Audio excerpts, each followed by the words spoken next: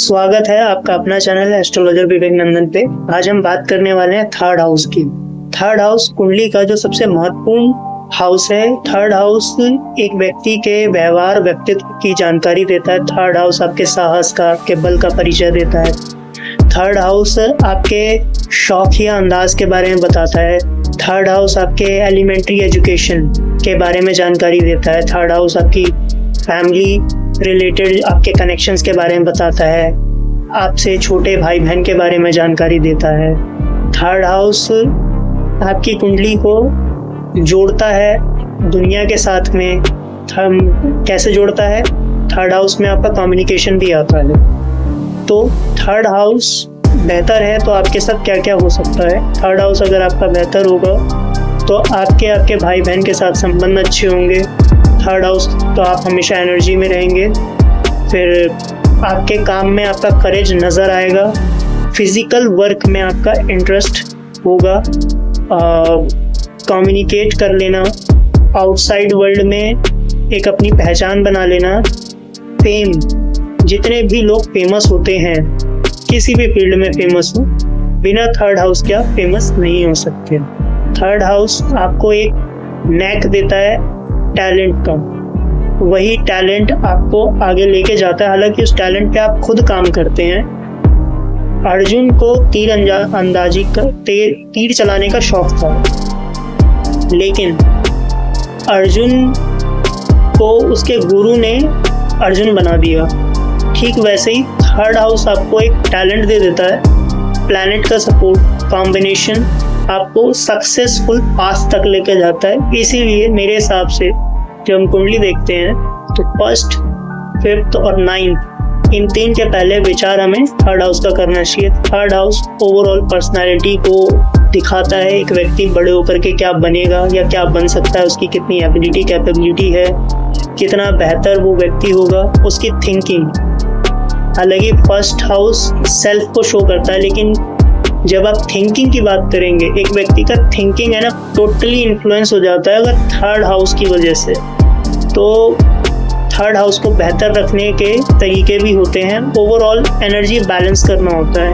अगर positively Lord बैठा हुआ है उसका थर्ड हाउस का, और थर्ड हाउस में बैठा प्लैनेट भी पॉजिटिव है तो ठीक बात है। लेकिन अगर ऐसा नहीं है, प्लैनेट बैठा है या उसका लॉर्ड है, उसकी कंडीशन ठीक नहीं है, तो आप एनर्जी बैलेंस कैसे करेंगे? बहुत इंपॉर्टेंट है एनर्जी बैलेंसिंग पे बात करने का। थर्ड हाउस की एनर्जी बैलेंस करने के लिए थर्ड हाउस आपका क्या है? ये जो आपके हाथ है ना, ये जो आपके हाथ है, ये भी थर्ड हाउस की वजह से ही आया है। तो आप अपने हाथ का इस्तेमाल करेंगे। योगा में आपके हैंड पोस्चर का बहुत ज्यादा इस्तेमाल होता है।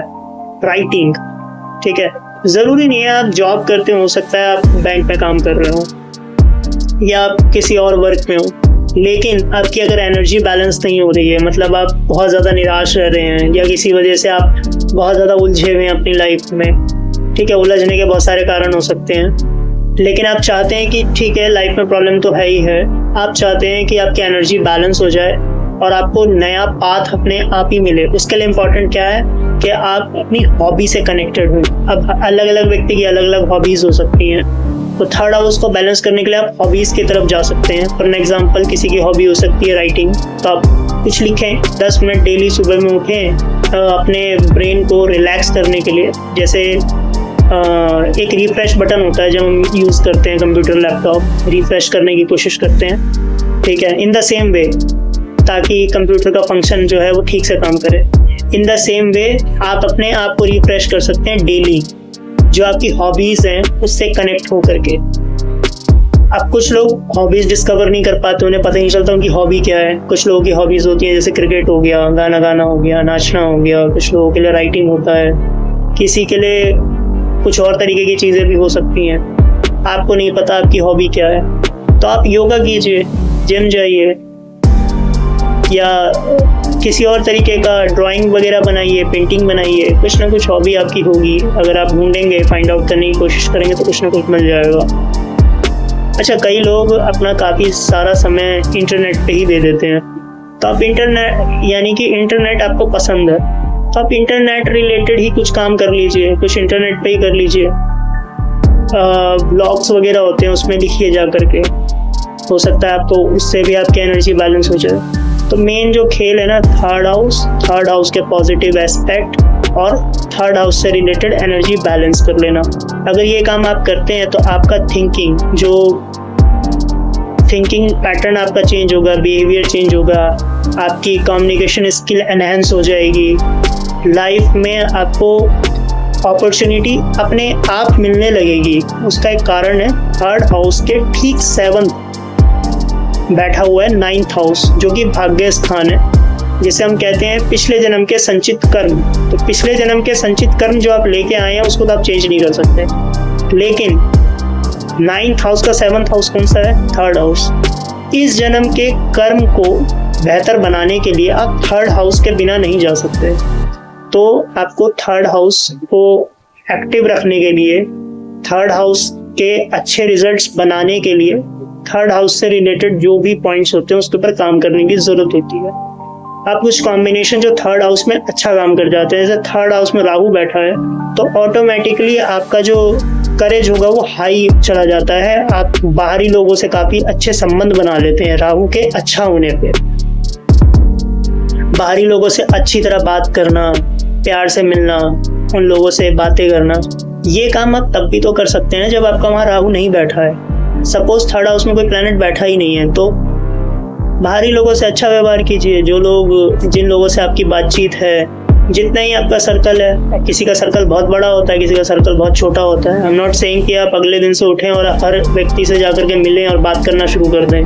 That is not possible practically. वो अपने आप ही ऑटोमेटिकली बड़ा हो जाता है या किसी का छोटा भी हो जाता है। तो जितने भी आपके सर्कल में लोग हैं जिनसे आपकी बातचीत होती है, उनसे अच्छी तरह बातचीत करें, बेहतर तरीके से बिहेवियर अपना लोगों के प्रति रखें। इसके अलावा एज आई सेड, हाथ, उसके प्रति आप ज़्यादा सोचें, जैसे कि राइटिंग कर लेना। अगर आप ज़्यादा सोचते हैं, ठीक है, और आपका वक्त ज़ाया हो रहा है सोचने में, तो आप लिखना शुरू कर दीजिए।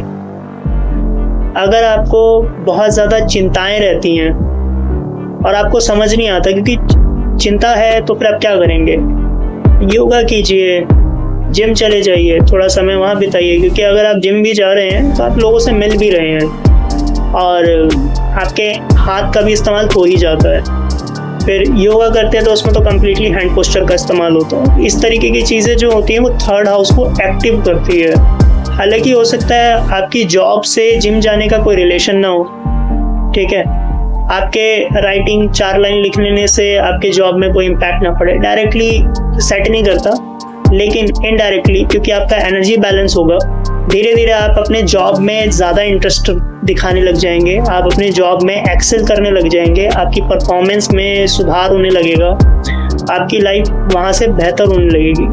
फिर अगर थर्ड हाउस में मंगल बैठता है तो क्या आता है? व्यक्ति में कॉन्फिडेंस आता है। अब मंगल के वहाँ बैठने से कॉन्फिडेंस क्यों आता है? मंगल जो होता है वो आपको स्किलफुल बनाने में हेल्प करता है। कोई भी व्यक्ति जो स्किलफुल होगा वो कॉन्फिडेंट ही होगा। हो सकता है वो नॉर्मली बहुत लो ऑन कॉन्फिडेंस रहेगा, लेकिन जो उसकी स्किल है वो अपनी स्किल को लेके बहुत कॉन्फिडेंट होगा। यहाँ पे एग्जांपल मैं दे सकता हूँ सचिन तेंदुलकर का।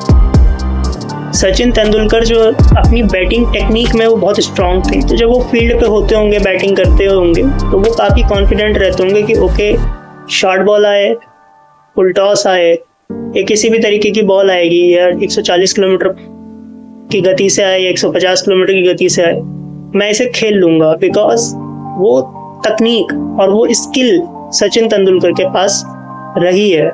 तो वो अपनी तकनीक पे भरोसा करते हैं, कॉन्फिडेंस। तो आप अपनी तकनीक को बेहतर बनाइए। जितना ज़्यादा आप अपने ऊपर काम करेंगे, अपनी तकनीक, अपनी कम्युनिकेशन स्किल, अच्छा कम्युनिकेशन स्किल आपकी वीक है क्योंकि थर्ड हाउस आपको सपोर्ट नहीं करता, उस पर आप मेहनत कीजिए।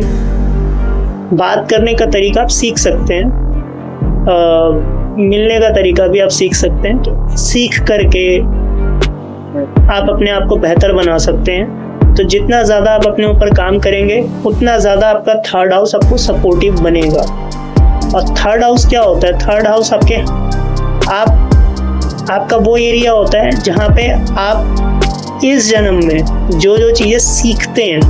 तो थर्ड हाउस वो शो करता है कि आपको इंटरेस्ट किस में है। ठीक है। तो जो आपको इंटरेस्ट, जिसमें आपका शौक है, आप उसे भी डेवलप कीजिए। हो सकता है आपकी जो जॉब है, रिस्पेक्टिव जॉब जो है, वो आपके एरिया ऑफ इंटरेस्ट में ना आता हो। तो जब आप एरिया ऑफ इंटरेस्ट वाली साइड में अपने आप को डेवलप करेंगे, तो जो नॉन इंटरेस्टेड एरिया है, जो आपका काम है, जहाँ से आपको सैलरी मिल रही है या आपका व्यापार है, जो भी है, उसमें आपको मज़ा नहीं आ रहा है, लेकिन डे टू डे लाइफ में आप अपने खर्चे को कंप्लीट वहीं से कर रहे हैं, तो जब आप यहाँ पे खुश रहने लगेंगे एरिया ऑफ इंटरेस्ट वाली साइड में, तो नॉन एरिया ऑफ इंटरेस्ट जहाँ से आप सैलरी उठा रहे हैं, वहाँ पे भी धीरे धीरे करके आपको इंटरेस्ट बैठने लगेगा, बेहतर होने लगेगा। इस तरीके से आपका थर्ड हाउस आपको बेहतरीन रिजल्ट देने लग जाएगा। और क्या किया जा सकता है थर्ड हाउस को बेहतर बनाने के लिए? थर्ड हाउस को बेहतर बनाने के लिए आप किसी टीचर, गुरु या मंदिर के पुजारी वगैरह जो होते हैं, उनसे बात कर सकते हैं, उनसे बेहतर तरीके से। इससे क्या होगा, आपका नॉलेजेबल एस्पेक्ट जो है वो बेहतर हो जाता है। ये ज़्यादातर तब होने की संभावनाएं होती हैं जब गुरु का एस्पेक्ट आपको पड़ जाए थर्ड हाउस पे। अगर गुरु आपका 9th हाउस में या 11th हाउस में बैठा हुआ है, तो उसकी सीधी, या 7th हाउस में, 7th, 9th और 11th में अगर आपका गुरु बैठा हुआ है, तो आपकी दृष्टि पड़ेगी थर्ड हाउस पे। तो इस केस में क्या होगा, आप किसी न किसी की एड और एडवाइस ले करके आप अपने स्किल को उभारते हैं। तो अब गुरु नहीं बैठा है कुंडली में, तो आप एड एडवाइस लेने नहीं जाएंगे। यही चीज़ आपको चेंज करनी है अपनी लाइफ में। लोगों की एडवाइस लीजिए। थर्ड हाउस का पॉजिटिव एस्पेक्ट यही होता है कि आप दूसरों को सुनते हैं, पेशेंस दिखाते हैं, दूसरे की बात को सुनने के बाद उसके अंदर से जो पॉजिटिव साइड है उसको अपनी लाइफ में इस्तेमाल करते हैं। वही अगर आपका थर्ड हाउस आपको सपोर्ट नहीं करेगा, तो जैसे ही आपके सामने वाला आपको एक अच्छी एडवाइस भी देगा, तो आप उसमें कमियां ढूंढने लग जाएंगे, उसी की बुराई आपको नज़र आने लग जाएगी। थर्ड हाउस को बेहतर बनाना है, तो ये बहुत इंपॉर्टेंट पॉइंट है जो मैं अब बोलने वाला हूँ। थर्ड हाउस को बेहतर बनाना है तो दूसरों की बुराई ना करें, दूसरों के बारे में बुरा सोचना भी बंद कर दें। सामने वाले ने बुरा किया है, कर्मफल सिद्धांत है, जो बुरा करेगा उसके साथ बुरा ही होगा। अगर आप बुरा करेंगे तो आपके साथ बुरा होगा, सामने वाला बुरा करेगा उसको रिजल्ट मिल जाएगा, उसकी आप टेंशन मत लीजिए। आप जो बुरा कर रहे हैं अभी नहीं मिला है तो आपको बाद में जाकर रिजल्ट मिल जाएगा, बट रिजल्ट सबको मिलता है। तो आप अच्छा सोचें, अच्छा करने की कोशिश करें, और अपने मुंह से जहाँ तक हो सके किसी को क्रिटिसाइज ना करें, किसी के बारे में बुरा ना बोलें, और अगर सामने वाला कुछ अच्छा कर रहा है तो उसको अप्रिशिएट करें, उसकी तारीफ करें। जब आप ये काम करने लगेंगे तो नेचुरली आपका जो थर्ड हाउस है उस पर पॉजिटिव एस्पेक्ट आएगा और आपको आपकी लाइफ में बेहतर रिजल्ट्स मिलेंगे। थर्ड हाउस को बेहतर करने का सबसे अच्छा तरीका है अप्रिसिएशन। क्रिटिक ना बने, क्रिटिसिज्म से, दूसरों के क्रिटिसाइज करने से बचें, और निगेटिव थिंकिंग, किसी भी तरीके की निगेटिव थिंकिंग से बचें, और दूसरों को हमेशा सस्पेक्ट या डाउट की पॉइंट ऑफ व्यू से ना देखें और ना उनके बारे में सोचें। इस तरीके के बिहेवियर और पैटर्न में जब आप सडन चेंज नहीं कह सकते हैं, स्लोली आपको चेंज करना पड़ेगा। Okay, don't be manipulative at times. अब जैसे मैंने आपको बताया कि पॉजिटिव थिंकिंग रखनी है, लोगों की बुराई नहीं करनी। अब आपके दिमाग में तो गलत भावनाएं आ रही हैं, ठीक है, लेकिन आप मुंह से बोल नहीं रहे हैं क्योंकि आपको ये आइडिया लग गया है कि भाई थर्ड हाउस का पॉजिटिव रिजल्ट चाहिए, तो लोगों की बुराई नहीं करनी है। ये बात बिल्कुल सही है, लोगों की बुराई भी नहीं करनी है, और लोगों के जो नेगेटिव पॉइंट्स हैं अगर आपको दिख भी रहे हैं तो आप अपनी आंखें बंद कर लीजिए। विचारों में जितना सकारात्मकता अपने में रखेंगे, पॉजिटिविटी रखेंगे, उतना ज़्यादा आपकी लाइफ बेहतर होगी। और ख़ास बात आपको मैं बताता हूँ थर्ड हाउस की, अगर आपका थर्ड हाउस स्ट्रॉन्ग होता है तो ये मैटर नहीं करता आप गोरे हैं, काले हैं, लंबे हैं, छोटे हैं, आप बेहतर दिखेंगे। अब आप बेहतर क्यों दिख रहे हैं? हो सकते हैं आप सांवले हो, काले हो, फिर भी आप दिखने में अच्छे लगेंगे, स्मार्ट लगेंगे। वही अगर आपका थर्ड हाउस वीक है, आप गोरे भी होंगे लेकिन आप सुंदर नहीं दिखेंगे। उसके पीछे का रीज़न बताता हूँ। जब आपके अंदर पॉजिटिव थिंकिंग होगी, ठीक है, आप पॉजिटिवली बोलेंगे, तो आपको मेंटल लेवल पे आप बहुत रिलैक्स रहेंगे और वही चीज़ आपके फेस पे ग्लो की तरह आता है। और जब आप नेगेटिव थिंकिंग रखेंगे, क्रिटिसाइज करने पे ज़्यादा फोकस करेंगे, तो आपको बाहरी रूप से फेस के ऊपर में आपको कॉस्मेटिक्स का इस्तेमाल करना पड़ेगा ज़्यादा, सो दैट आप चेहरे पे जो आपके ग्लो नहीं दिख रहा है वो आप कॉस्मेटिक वे में आप ग्लो चढ़ाने की कोशिश करेंगे। तो आप नेचुरल ग्लो अगर चाहते हैं तो पॉजिटिव थिंकिंग रखें, पॉजिटिवली बोलें, और अदर एस्पेक्ट जो मैं अब तक बताते आया हूँ उसको बिल्कुल एज इट इज़ अगर आप फॉलो करते हैं तो आप पाएंगे कि आपका थर्ड हाउस आपको बेहतरीन रिजल्ट दे रहा है। चलिए, काफ़ी वीडियो हो गया है, बाकी आगे कभी कुछ होगा तो देखी जाएगी। Thank you so much.